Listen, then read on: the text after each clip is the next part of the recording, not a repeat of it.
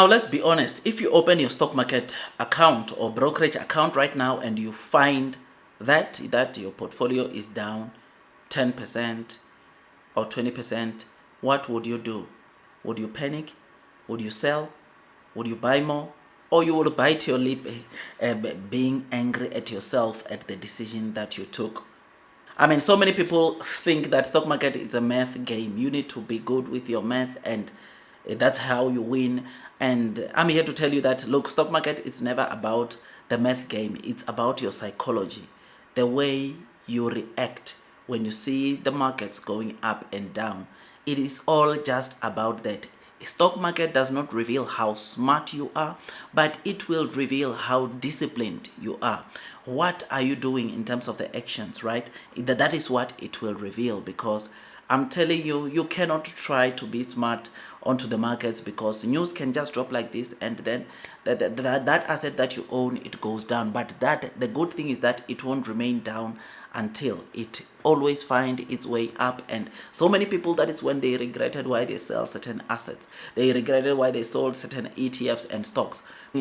I mean, today we are not only talking about, today we are not talking about the next biggest stock to buy, but we are talking about the hard wiring, the DNA of a successful investor. I'm going to walk you through the 7 specific habits and brutal actions that separates the 1% who build wealth from the 99% who just play the game. So grab a pen and a piece of paper, and I'm telling you, it's going to be an interesting video. But of course, before we start, house rules first. Whatever I share here, my opinions, is not PR advice. If you seek PR advice, you already know what to do, and that is you need to consult the professionals. On a weekly basis, you know I'm always here, giving you the latest developments, latest content, because I know we can all make it. I'm not yet there, but I'm far better than where I was a year ago, 2 years ago, 2019, 6 years ago. When I started investing into the markets, I have become a far better stock market investor. But I'm here to just give you my opinions and give you these 7 steps that will make your investing journey far much better than an average investor, than someone who's trying to be smart on the markets. So stick around, because I think you're gonna like what I got in store for you. So habit number 1 is patience. I mean, the biggest investor of all times, Warren Buffett, he has got a saying that says, stock market is a device that transfers money from the impatient to the patient. So what he's trying to say is that you need to be patient when you are investing in the stock market. Don't always open your stock market app every 5 minutes to try to check the movements, to try to check how your portfolio is changing, because look, that will just cause you to make harsh decision. You end up missing the good opportunity. That company that you bought, that ETF that you bought, it was a good ETF until you panic because of the 1-day movement that you saw, that reflected, or that tanked that stock, that tanked that of course ETF. It ended the day on a red, and you're like, hey, maybe it's time for me to sell. So many people have lost so much money in the stock market by panic selling due to the short-term headwinds, because ultimately you end up losing. You end up not seeing massive success onto the stock market. I'm not saying don't always research. Research is important. If you buy a company, if you buy an ETF, it's always good to research, right? Where is the world going? Because that also prepares you mentally to know why the stock that you own is on a red. Sometimes you might not even find a reason. It might just be going down because nothing just goes up you want. So number 1 is patience. Number 2, embrace loneliness. Now, stock market, especially to the beginners, when they start, they buy stocks because someone told them about that stock, or they buy a certain ETF because they heard someone saying buy that ETF, right? But let me tell you something. Especially ETFs, it's even much better. But individual stocks, let me tell you something about individual stocks. The time that you see a lot of people talking about that stock, it's already too late to buy. Don't buy it. Don't buy it. I'm telling you, don't buy it. It's too late. The same thing happened to Sasol here in South Africa. When Sasol share price hit 230 rands per share, everyone was saying, buy Sasol, buy Sasol, buy Sasol, buy Sasol. Where is Sasol now? Sasol is trading below 200 rands. And most people bought Sasol when it was over 200 rands because everyone was just screaming Sasol.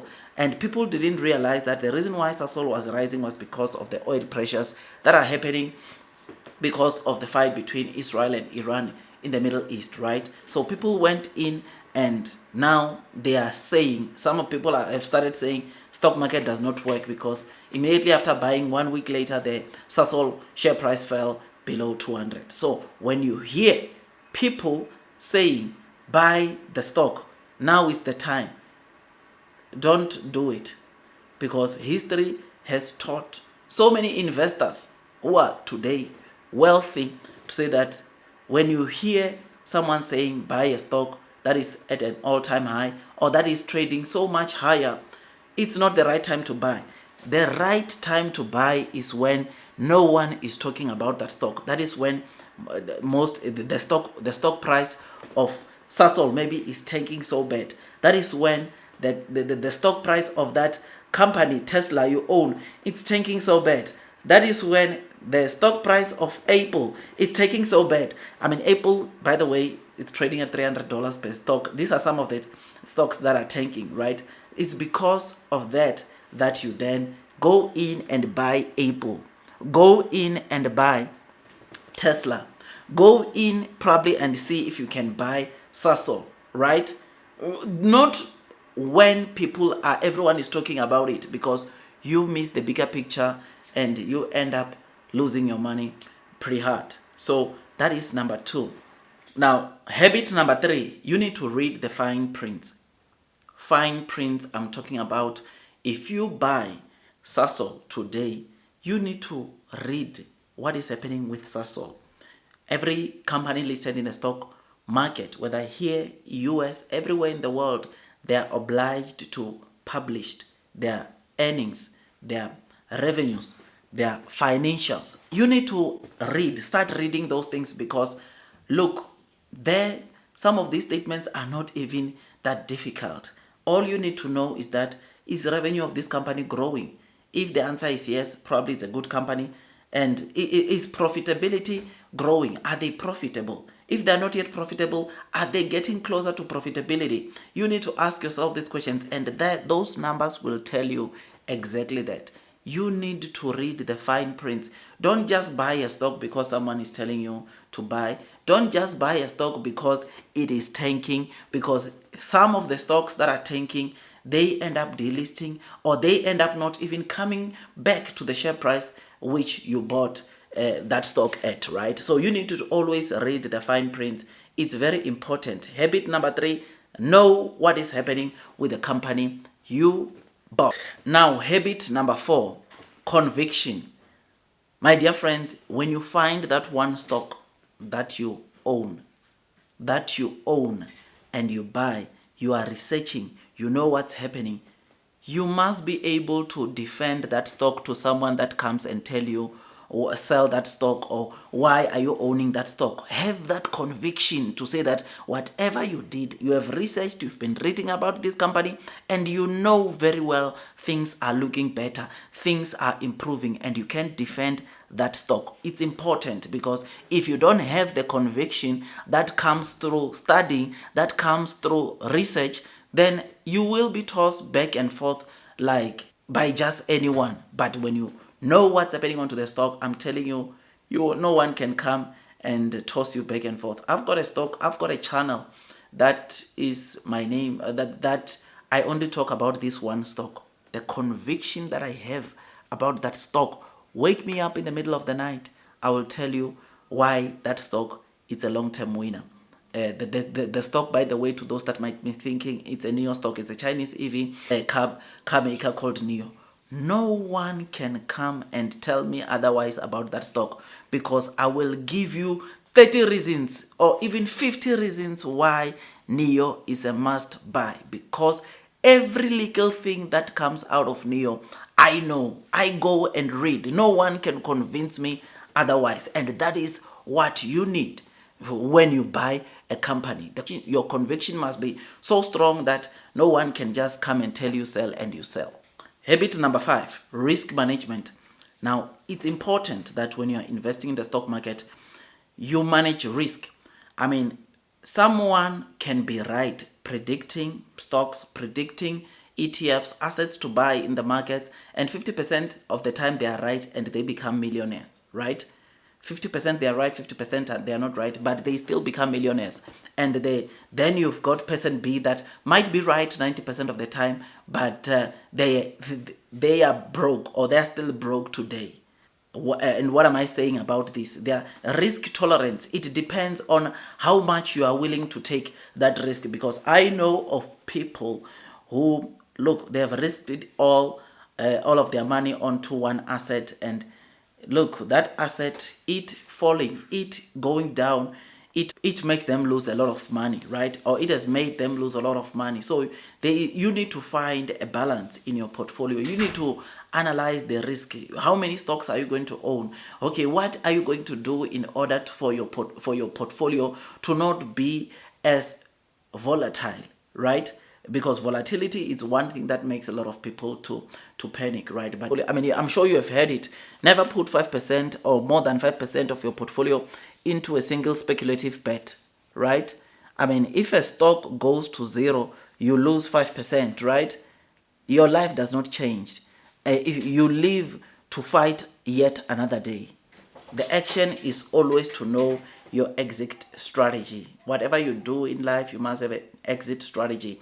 I've made a mistake in the past where I put a lot of money into one company, and look, that company tanked and all that, but I've learned my lessons and now I'm diverse. Whatever I do when it comes to investing, I'm diverse. I ensure that I don't just put money into one basket, but I make sure that I'm here in South Africa, I'm in the US, I'm in Europe, and I'm diversifying my portfolio. And one hit in South Africa won't make me cry to eat or sleep well at night, right? So it's important. Step number 6, surround yourself with intelligence. I mean, who guides you? Who do you follow? Who is your mentor? That is very important, because you are the average of 5 people you spend most of your time with. If you surround yourself with people who gamble on penny stocks, you'll end up broke. If you surround yourself with people who study value, you likely get rich slowly. I mean, find a mentor. It does not need to be someone famous. It could be someone retired, that is retires. It could be someone online that like this YouTube channel where we talk about investing. You find someone that you look up to, or that you wish that you learn something every day. Because like I said, if you just spend time with people that are only buying penny stocks, you'll buy penny stocks or risky stocks. You'll end up owning risky stocks, right? So it is important of who you hang around with. Who do you consult when you are in need of advice? It's very important. Now, habit number 7, have an investment journal. An investment journal is it's a book that you, of course, write all the mistakes that you did, your journey, right? And this helps you in a situation where, obviously, this helps you not to repeat the same mistakes that got you into trouble when you are investing in the markets previously. You get to learn. You can always refer. You can always keep track of your investing journey.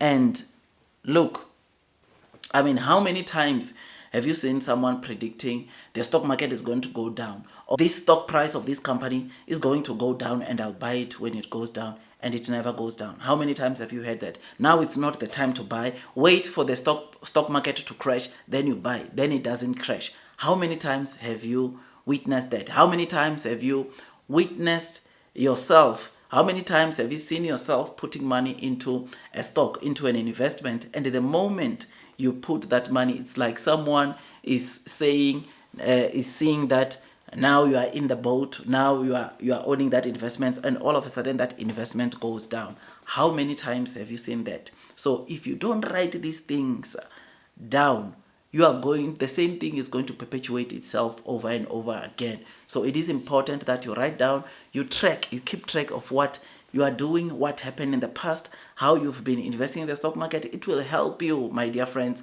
to be a better investor. All right? I mean, even if, look, you've been doing this thing for over 5 years. Today, me, I still write some of the things that I do down because I want to learn. I don't want to make the same mistakes. I have my mistakes, and I do my best to try to keep learning from those mistakes and not repeating them.